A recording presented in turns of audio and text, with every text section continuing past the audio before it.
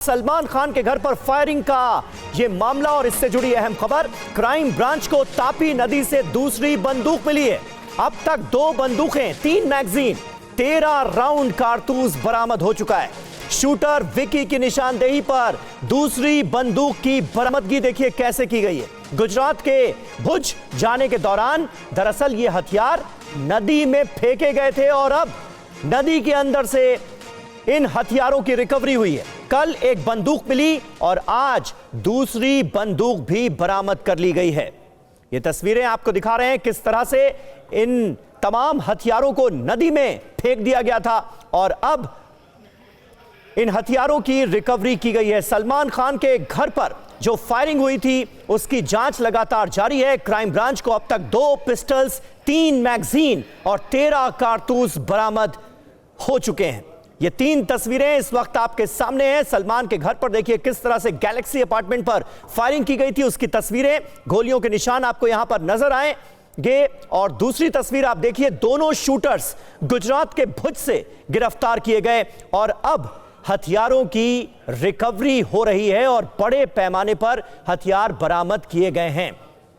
राजीव सिंह हमारे संवाददाता इस वक्त हमारे साथ मौजूद हैं। राजीव, निश्चित तौर पर यह बड़ी कामयाबी है। गोलीबारी हुई मुंबई में गैलेक्सी अपार्टमेंट पर, सलमान खान के घर पर शूटर्स पकड़े जाते हैं। गुजरात से हथियारों की रिकवरी भी वहीं से हो रही है। इस मामले की जांच कहां तक पहुंची और क्या पता चल रहा है?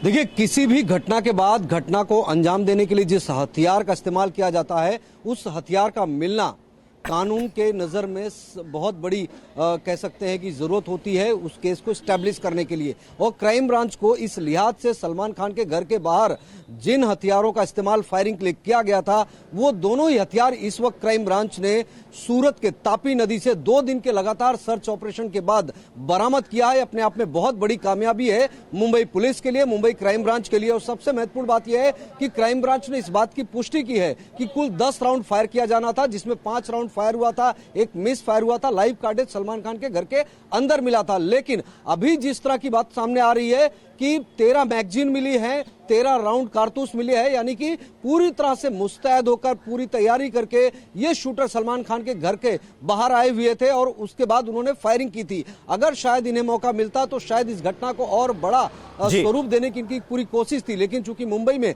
सुरक्षा व्यवस्था हमेशा, मुंबई पुलिस कहीं ना कहीं अलर्ट रहती है। लेकिन अभी इस पूरे मामले में मुंबई पुलिस के लिए एक चुनौती है, क्योंकि जिन लोगों ने हथियार मुहैया कराया था और जिन लोगों ने पैसे दिए थे इन शूटर्स को, उनको लेकर पुलिस का कहना है कि अभी उनको आइडेंटिफाई करने की प्रक्रिया जारी है।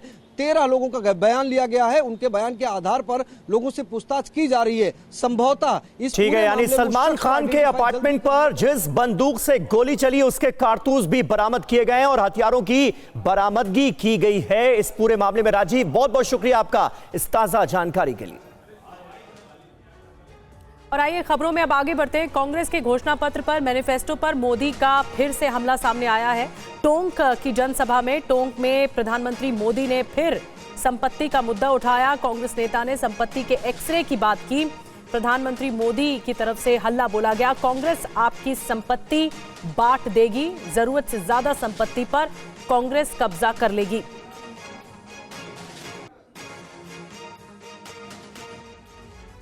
उन्होंने मैनिफेस्टो में तो लिखा है कि आपकी संपत्ति का सर्वे करेंगे। हमारी माताओं बहनों के पास जो स्त्री धन होता है, जो मंगलसूत्र होता है, उसका सर्वे करेंगे। और फिर उनके नेता ने तो भाषण में कहा एक्सरे किया जाएगा, एक्सरे किया जाएगा। मतलब आपके घर में अगर बाजरे के अंदर डिब्बे में भी कुछ रखा है तो वो भी एक्सरे करके खोजा जाएगा। दीवार में कहीं रखा है तो उसको भी एक्सरे करके खोजा जाएगा। पूरा एक्सरे करने वाले की घोषणा की है और उनके नेता ने पब्लिकली कहा है। और फिर आपकी सारी संपत्ति, जरूरत से ज्यादा जो भी होगा वो उनका कब्जा करेगी उनकी सरकार, कहते हैं, और फिर लोगों को बांट देंगे। राजस्थान के टोंक में पीएम मोदी ने कर्नाटक की एक घटना का भी जिक्र किया और आरोप लगाया कि कांग्रेस राज में हनुमान चालीसा सुनना भी गुनाह है। कांग्रेस के शासन वाले कर्नाटका की कुछ दिन पहले वहां एक छोटा दुकानदार, उसको सिर्फ इसलिए बुरी तरह से पीटा गया, लहूलुहान कर दिया गया, क्योंकि वो अपनी दुकान में बैठे बैठे हनुमान चालीसा सुन रहा था। ये कांग्रेस की कर्नाटका की सरकार का काम देखिए। अपनी छोटी सी दुकान में एक गरीब आदमी भक्ति भाव से प्रभु हनुमान जी का स्मरण करते हुए हनुमान चालीसा सुन रहा था, उसको लहूलुहान कर दिया गया। आप कल्पना कर सकते हैं, कांग्रेस के राज में हनुमान चालीसा सुनना भी गुनाह हो जाता है। पीएम मोदी का कांग्रेस पर तुष्टीकरण का भी आरोप। उनकी तरफ से कहा गया कांग्रेस पार्टी की सोच तुष्टीकरण की रही है। पीएम मोदी ने कहा कि 4 बार मुस्लिम रिजर्वेशन लागू करने की कोशिश की गई, कानूनी अड़चनों की वजह से मंसूबे पूरे नहीं हुए। कांग्रेस पार्टी की सोच हमेशा से तुष्टीकरण की रही है, वोट बैंक की राजनीति की रही है।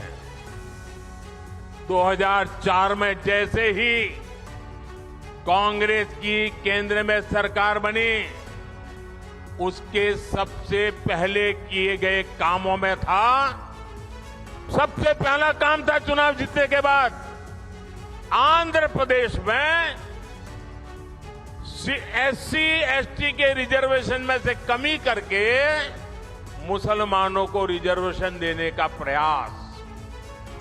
ये एक पायलट प्रोजेक्ट था जिसे कांग्रेस पूरे देश में आजमाना चाहती थी।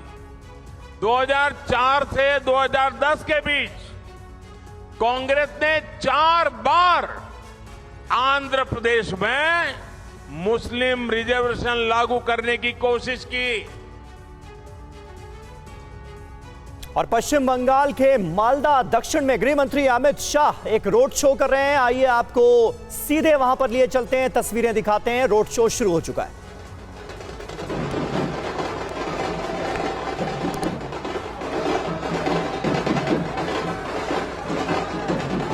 ये देखिए तस्वीरें आप देख रहे हैं, गृह मंत्री अमित शाह का रोड शो शुरू हो गया है। पश्चिम बंगाल का ये मालदा साउथ का इलाका है जहां पर गृह मंत्री अमित शाह एक रोड शो कर रहे हैं। भारी संख्या में लोगों का हुजूम नजर आ रहा है।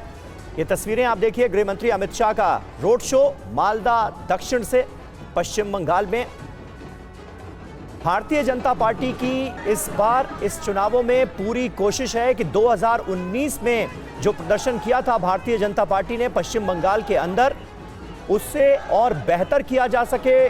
18 सीटें पिछले चुनावों में हासिल की बीजेपी ने पश्चिम बंगाल के अंदर, और इस बार पूरी ताकत झोंकी हुई है बीजेपी ने। दावे ये किए जा रहे हैं कि 2019 से भी बेहतर परफॉर्म करेगी बीजेपी पश्चिम बंगाल के अंदर, और पश्चिम बंगाल में लोकसभा चुनावों के अंदर सबसे बड़ी पार्टी बनकर उभरेगी। ये दावा भारतीय जनता पार्टी कर रही है, और यही वजह है कि तमाम बड़े नेताओं ने पूरी ताकत पश्चिम बंगाल के अंदर झोंकी हुई है। गृह मंत्री अमित शाह के रोड शो की तस्वीरें इस वक्त आपके सामने हैं। पश्चिम बंगाल के मालदा साउथ का ये इलाका है जहां पर इस वक्त श्री रूपा मित्रा चौधरी, जो कि भारतीय जनता पार्टी की यहां से कैंडिडेट हैं, उनके पक्ष में अमित शाह इस वक्त एक रोड शो कर रहे हैं।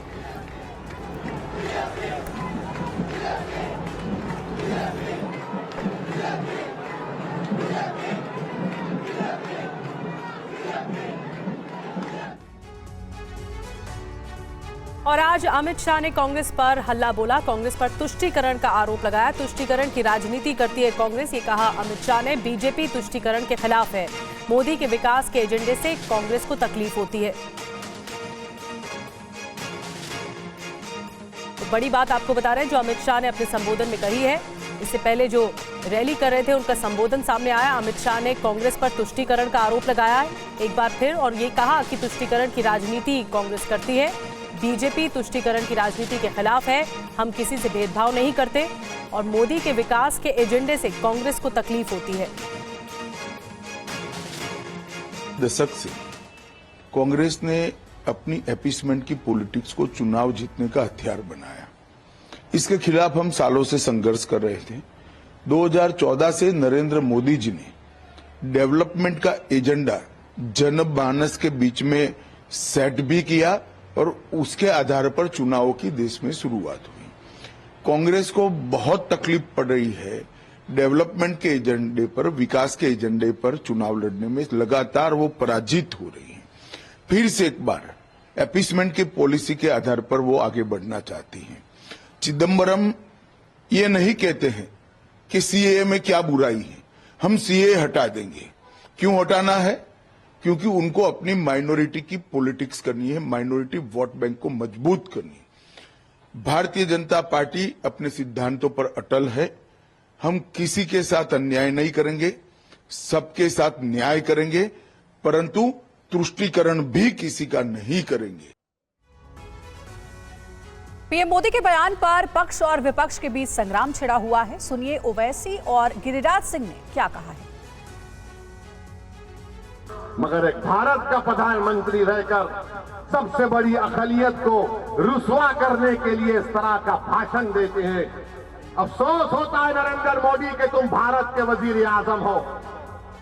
किस तरह की वाहियात बात आपने की। अरे तुम्हारा झगड़ा किसी पार्टी से झगड़ा करो, मुखालिफत करो, मगर तुम भारत के वजीर आजम हो जिसमें 17 करोड़ मुसलमान हैं। इस तरह हमको जलील और रुसवा करेंगे कि बच्चे पैदा करते हैं। देखिए, ओवैसी ब्रदर्स और सारे लोगों को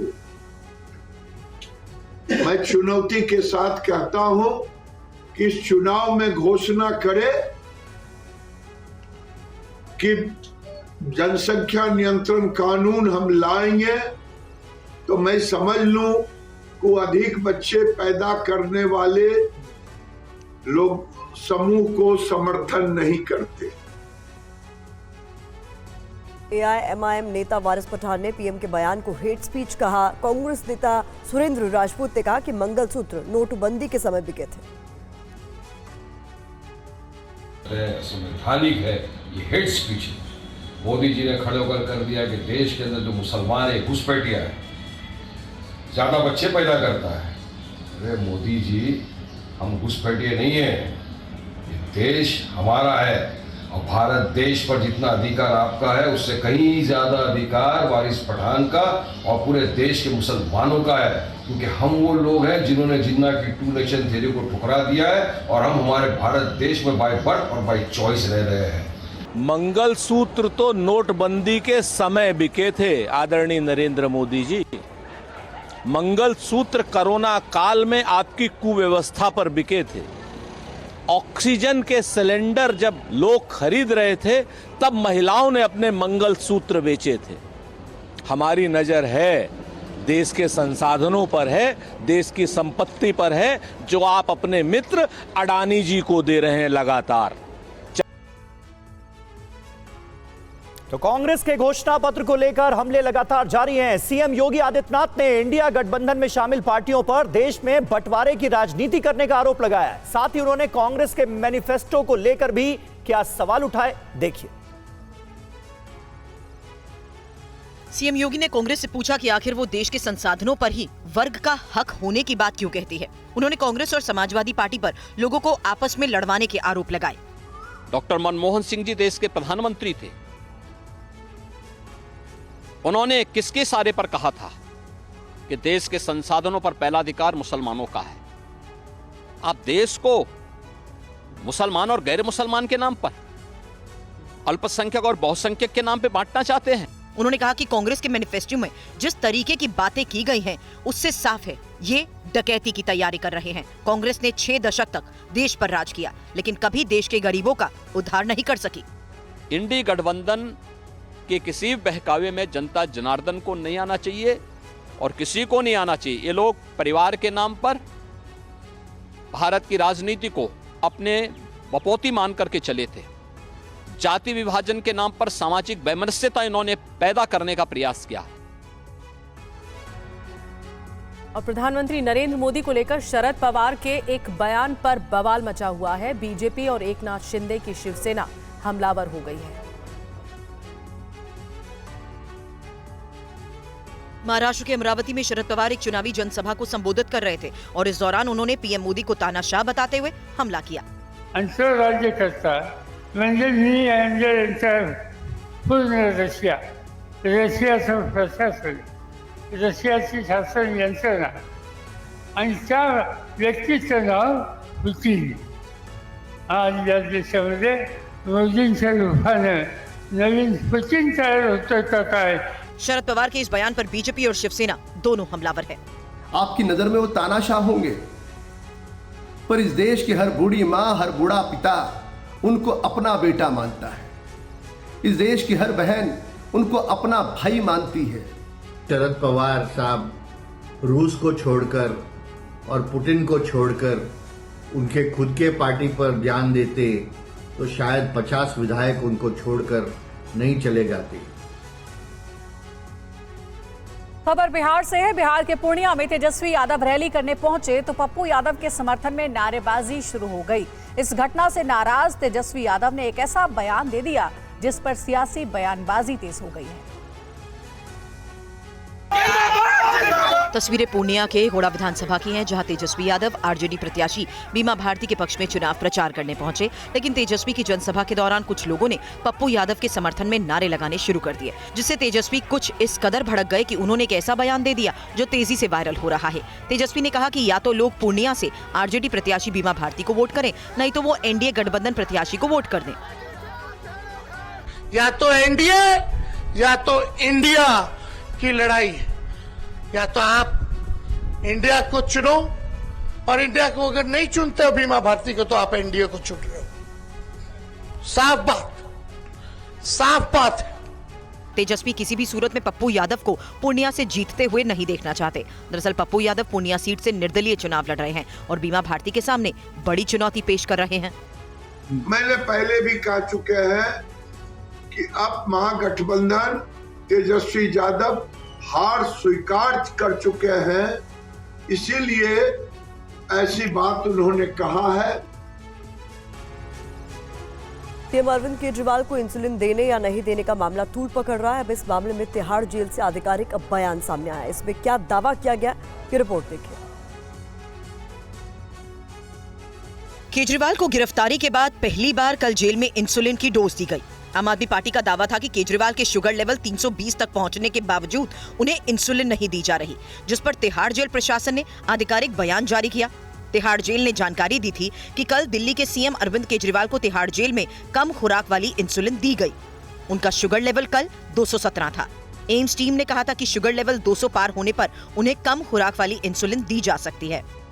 जो साधारण कैदी हैं उनको फिर भी ठीक से रखा जा रहा है, मगर अरविंद केजरीवाल जी को जानबूझ के परेशान करने के लिए उनके खिलाफ षड्यंत्र के तहत उनका नुकसान करने की कोशिश की जा रही है। आज भारतीय जनता पार्टी और केंद्र सरकार पूरी तरह से एक्सपोज हो गए। अगर इंसुलिन की जरूरत नहीं थी तो अब इंसुलिन आपने क्यों दी? तिहाड़ जेल प्रशासन सीएम केजरीवाल की सेहत को लेकर लग रहे लापरवाही के आरोपों को बार बार खारिज करता रहा है। जेल प्रशासन ने कहा कि जेल में इस समय करीब 1000 शुगर पेशेंट्स कैदी हैं, जिनकी सेहत पर खास नजर रखी जाती है। और यूपी के गौतम बुद्ध नगर की चुनावी सभा में केंद्रीय रक्षा मंत्री राजनाथ सिंह ने भ्रष्टाचार पर वार किया और कहा कि यूपी में अपराध पर लगाम लगी। राजनाथ सिंह ने कहा कि पिछली सरकारों ने नोएडा को करप्शन का सेंटर बना दिया था, लेकिन अब केंद्रीय मोदी और प्रदेश की योगी सरकार ने इस विचारधारा को बदल दिया। एक समय था कि नोएडा उत्तर प्रदेश के नेताओं के बहुत दिग्गज बहुत सारे ऐसे नेता थे जिनके लिए करप्शन का, अधिकारियों के बारे में भी कहा जाता था क्या करप्शन का सबसे बड़ा कोई सेंटर है तो नोएडा। आज हमारे प्रधानमंत्री मोदी जी और हमारे मुख्यमंत्री योगी जी के नेतृत्व में हमारा यह नोएडा अब करप्शन का सेंटर नहीं रह गया है, बल्कि भारत का एक बहुत बड़ा बिजनेस सेंटर बनकर यह नोएडा खड़ा हो गया है। साथ ही राजनाथ सिंह ने कहा कि यूपी ही नहीं बल्कि पूरे देश में माफिया राज के सफाई के लिए मोदी सरकार प्रतिबद्ध है। अपराधियों का जिस प्रकार से खौफ था, अपराधियों का जिस तरीके से बोलबाला था, यहां तक भी जानकारी मिली थी कि कुछ समय के लिए कुछ लोग यहां से पलायन भी कर रहे हैं। यह सब सारी बातें मैं समझता हूं अब बीते दिनों की बातें हो गई हैं।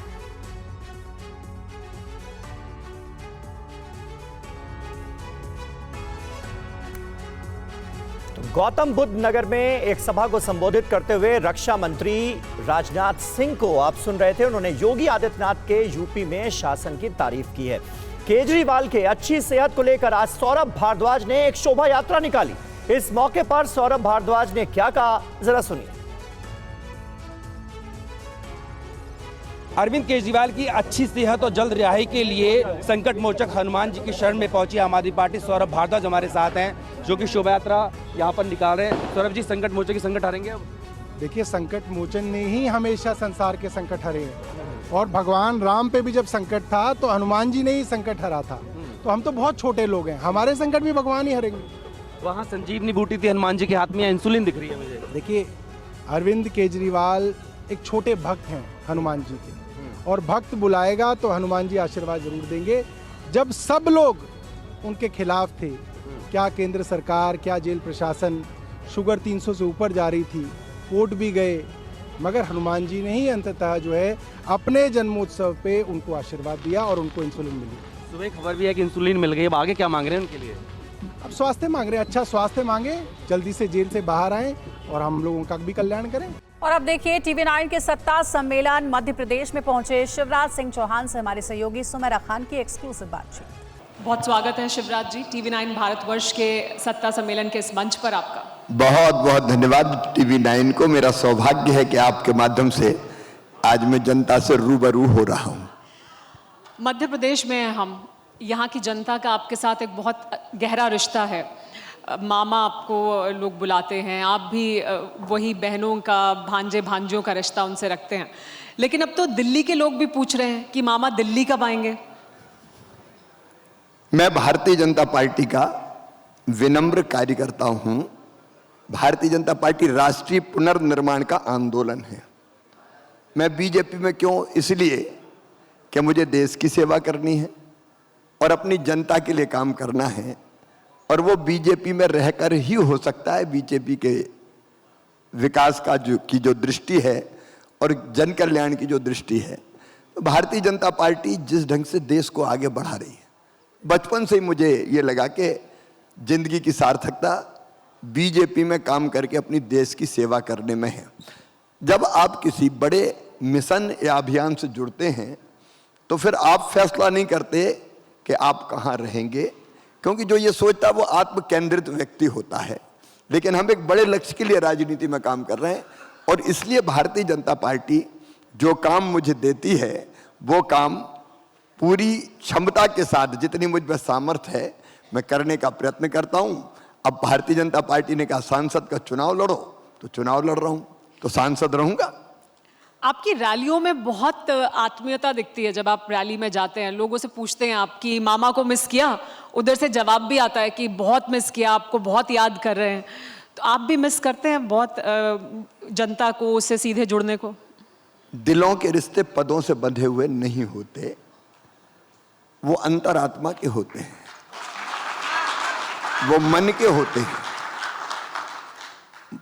भारतीय जनता पार्टी ने भी यही सिखाया है कि पूरा देश एक परिवार है, और हमारा भारत की जो संस्कृति और जीवन मूल्य और दर्शन है वो भी कहता है अयम निजम पराबेत्ति गणना लघु चेतसाम उदार चरिता नाम तू वसुदैव कुटुंबकम। सारी दुनिया ही एक परिवार है, तो मध्य प्रदेश भी एक परिवार है। तो परिवार के साथ परिवार के रिश्ते हैं, भांजे भांजी हैं, भाई बहन हैं, वो रिश्ते तो जिंदगी भर रहेंगे। क्योंकि आप दिल्ली चले जाएंगे तो अभी वो इतना मिस कर रहे हैं। जब आप जाते हैं रैलियों में, पूछते हैं तो सब कहते हैं कि हम आपको बहुत याद करते हैं, बहुत मिस करते हैं। आप दिल्ली चले जाएंगे तो भांजे भांजी और मिस करेंगे आपको फिर। हम जनता से संवाद करते हैं, लोग कहते हैं बहुत याद आ रही थी, तो मैं भी कहता हूं कि मुझे भी आ रही थी, और फिर कई बार हम लोग हास परहास भी कर लेते हैं। इसलिए बातें निकलती है तो वो दूसरे संदर्भ में निकलती है। दिल्ली देश है हमारा पूरा, राजधानी दिल्ली है, काम जो मिले। अब सांसद के नाते भी देश की भी सेवा करेंगे, मध्य प्रदेश की जनता की भी सेवा करेंगे।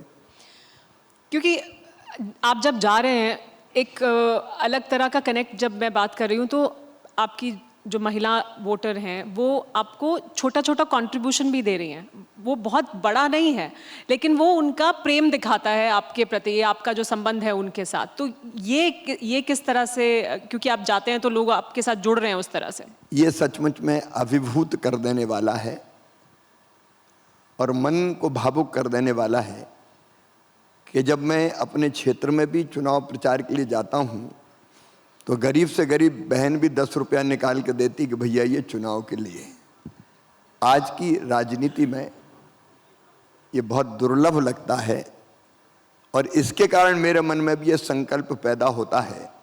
अगर मुझसे पूछें कि भगवान से तुम क्या मांगते हो, मैं माँ का उपासक हूँ, देवी माँ का, और मैं मैया से यही कहता हूँ कि विद्या नहीं चाहिए, बल नहीं चाहिए, धन नहीं चाहिए, स्वर्ग भी नहीं चाहिए, मुक्ति भी नहीं चाहिए, मरने के बाद फिर से इसी जनता के बीच पैदा करना मां, ताकि बार बार इसकी सेवा में करता रहूं।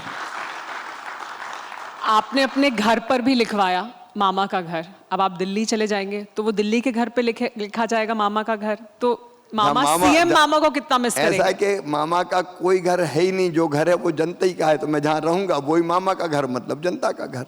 जहां रहेंगे इसका भाव यही है कि है तो केवल वो मेरे लिए नहीं है, मैं जहां रहता हूं वो लोगों के लिए है, जनता के लिए है। दिल्ली में भी जहां रहेंगे वो भी जनता के लिए रहेगा। क्योंकि आपने ये वादा भी किया था कि मैं यहीं रहूंगा और यहीं काम करूंगा, इसी जनता की सेवा करूंगा। तो ये फैसला जब हुआ कि आप लोकसभा का चुनाव लड़ें और अब आप दिल्ली की तरफ बढ़ें, तो ये फैसला मुश्किल फैसला था? आप मेरी चुनाव परिणाम के बाद विधानसभा के पहली प्रेस कॉन्फ्रेंस देखिए। मैंने यही कहा था कि जहां भारतीय जनता पार्टी कहेगी मैं वहीं काम करूंगा। मैं भारतीय जनता पार्टी के प्रति, हमारे केंद्रीय नेतृत्व के प्रति अपना आभार प्रकट करता हूं। कितना दिया एक कार्यकर्ता के नाते भारतीय जनता पार्टी ने। मैं संगठन के लगभग सब पदों पर रहा, युवा मोर्चे के सब पदों पर रहा, राष्ट्रीय अध्यक्ष सहित। भारतीय जनता पार्टी में उपाध्यक्ष, महामंत्री, पार्लियामेंट्री बोर्ड का सदस्य से लेकर सभी संगठन के पदों पर रहा। 4 बार एक साधारण कार्यकर्ता को भारतीय जनता पार्टी ने मुख्यमंत्री बनाया, 6 बार विधायक बनाया, 5 बार सांसद बनाया, 6वीं बार अब बनाने वाली है। और क्या चाहिए तुम्हें? और क्या चाहिए? जो कुछ भारतीय जनता पार्टी ने दिया है वो सचमुच में अद्भुत है और एक कार्यकर्ता का ऐसा सम्मान केवल बीजेपी में ही हो सकता है। कुछ नहीं चाहिए, कुछ नहीं चाहिए, ना कोई आकांक्षा है, ना कोई इच्छा है। मेरा तो ये विश्वास है कि प्रधानमंत्री नरेंद्र मोदी जी के नेतृत्व में भारत विश्व गुरु बनेगा। एक नरेंद्र ने कहा था, स्वामी विवेकानंद ने 100 साल पहले, सुदीर्घ रजनी समाप्त हुई जान पड़ती है, महानिशा का अंत निकट है। जो अंधे हैं वो देख नहीं सकते, जो बहरे हैं वो सुन नहीं सकते, लेकिन मैं स्पष्ट रूप से देख रहा हूं भारत माता एक बार फिर अंगड़ाई लेके खड़ी हो रही है और विश्व गुरु के पद पर आसीन हो रही है। जो स्वामी विवेकानंद जी ने कहा था वो श्री नरेंद्र मोदी जी के नेतृत्व में पूरा होगा। भारत दुनिया को दिशा देगा। जो मत प्रतिशत है वो ज्यादातर सीटों पर पिछली बार की तुलना में अभी तक कम है। ये जो मत प्रतिशत कम हुआ है उसमें विपक्ष का ये कहना है कि ये मत प्रतिशत बीजेपी का वोटर है जो बाहर नहीं निकल रहा। क्या है इसके पीछे वजह? आपको क्या लगता है कि वाकई क्या बीजेपी का वोटर बाहर नहीं निकला है? और अगर नहीं निकला तो क्या वजह है? कांग्रेस कहीं नहीं है। इतनी बड़ी पार्टी, इतनी पुरानी पार्टी की ये दुर्गति हो जाएगी, इसकी कोई कल्पना नहीं कर सकता था। क्या बचा है आज मध्य प्रदेश में कांग्रेस में? ना ढोल में है, ना मदरिया में। कौन निकल रहा है काम करने? अब जाके पूछ लो कौन निकल रहा है काम करने। कमलनाथ जी छिंदवाड़ा के बाहर नहीं निकले, दिग्विजय जी राजगढ़ के बाहर नहीं निकले। निकल कौन रहा है? कितने कार्यकर्ता निकल रहे हैं? दूसरी तरफ कुछ है ही नहीं। नहीं, कह तो रहे हैं कि कांग्रेस है, लेकिन वो कांग्रेस अब बीजेपी के भीतर ही है। वहीं समा गई है। 2.5 लाख कार्यकर्ता नेता शामिल करा लिया आपने, तो कांग्रेस पार्टी तो बीजेपी में ही आ गई। देखिए, हमारी पार्टी तो देश के लिए और जनता के लिए काम करती है।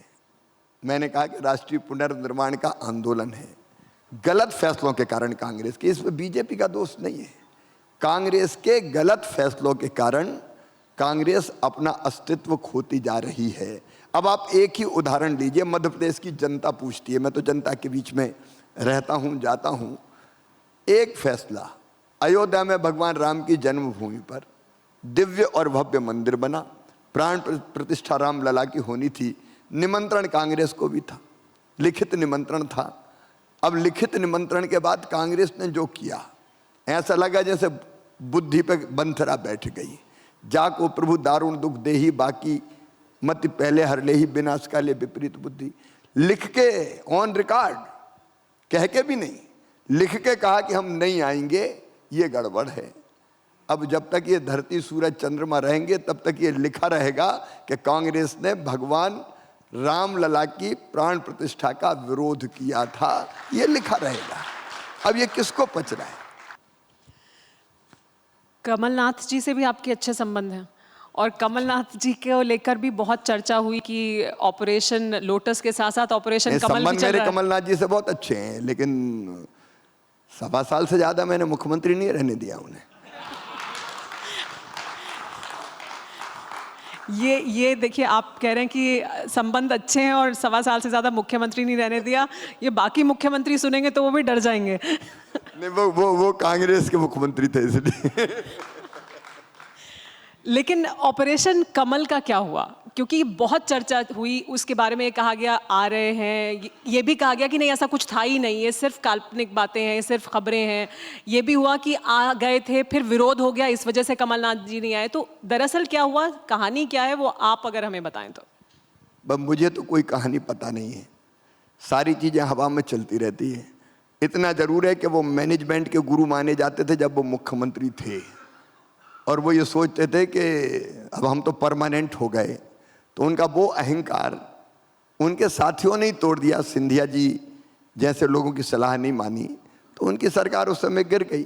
अब इस समय क्या सोच रहे हैं, क्या कर रहे थे, मुझे नहीं पता। लेकिन एक बात जरूर हुई है, जो बीच का घटनाक्रम हुआ है उसके कारण कमलनाथ जी की विश्वसनीयता पूरी तरह से समाप्त हो गई, पूरी तरह से समाप्त हो गई। उनके समर्थकों ने सोचा कि जब ये खुद ही जा रहे हैं तो हम रह के क्या करेंगे कांग्रेस में। ये जरूर हुआ है। सीएए को बीजेपी कहती है कि बड़ी उपलब्धि है। पी चिदम्बरम का कहना है कि अगर हम सत्ता में आए तो सबसे पहले सीएए को ही खत्म कर देंगे। ये तो धारा 370 भी खत्म कर देंगे, 3 तलाक भी खत्म कर देंगे, सीए भी खत्म कर देंगे।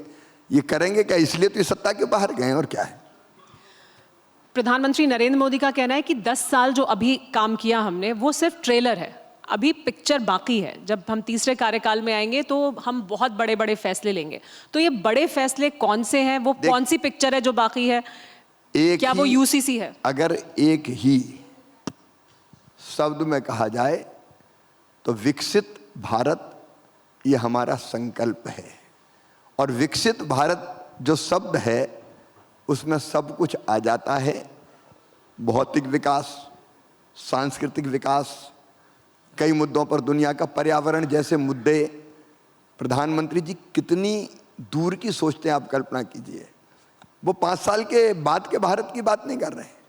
2047 तक भारत कहाँ पहुंचेगा उसका रोड मैप बना के बैठे हैं। ऐसे दूरदर्शी नेतृत्व को मैं प्रणाम करता हूं। कब किसने सोचा है? केवल चुनाव की सोचते थे लोग।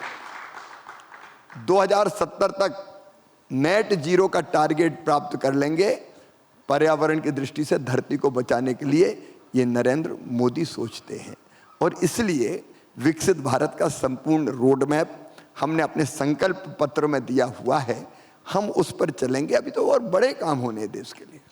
लेकिन घोषणा पत्र में एनआरसी नहीं है, वो क्यों? जो कुछ संकल्प पत्र में है वो है, जो है वो हम पूरा करेंगे। 400 पार का जो गणित है उसके बारे में बार बार चर्चा होती है कि 400 पार का नारा तो है, लेकिन ये हासिल कैसे होगा, इसका गणित क्या है, ये इस पर तमाम तरह के सवाल उठते हैं। उत्तर भारत में बीजेपी पहले ही मैक्सिमम पर मौजूद है, कुछ और बढ़ जाएगी। दक्षिण भारत में कहा जा रहा है कि वोट प्रतिशत बढ़ सकता है, लेकिन उस संख्या में सीटें नहीं बढ़ेंगी जैसे कि उम्मीद की जा रही है। तो ये 400 पार का गणित क्या है, आप ही समझा दीजिए। अरे हम क्या खड़गे साहब ही नारा लगा रहे हैं 400 पार 400 पार 400 पार, क्योंकि वो परिस्थितियां देख रहे हैं अपोजिशन कहाँ है।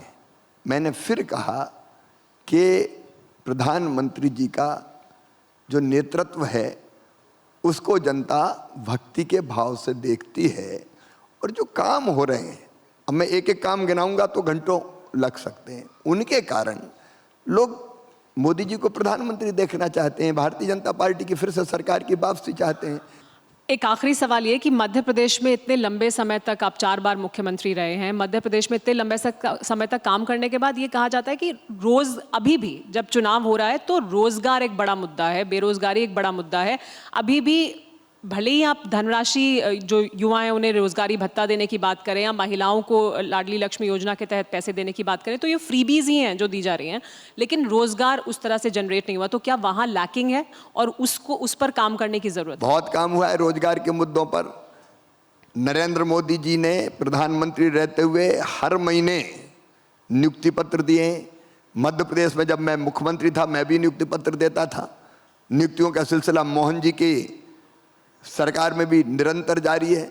लेकिन केवल शासकीय नौकरी नहीं, प्रधानमंत्री रोजगार सृजन कार्यक्रम, मुद्रा बैंक की योजना, मुख्यमंत्री उद्यम क्रांति जैसी योजनाओं के माध्यम से स्वरोजगार के अनेकों अवसर पैदा करने का काम हमने किया है।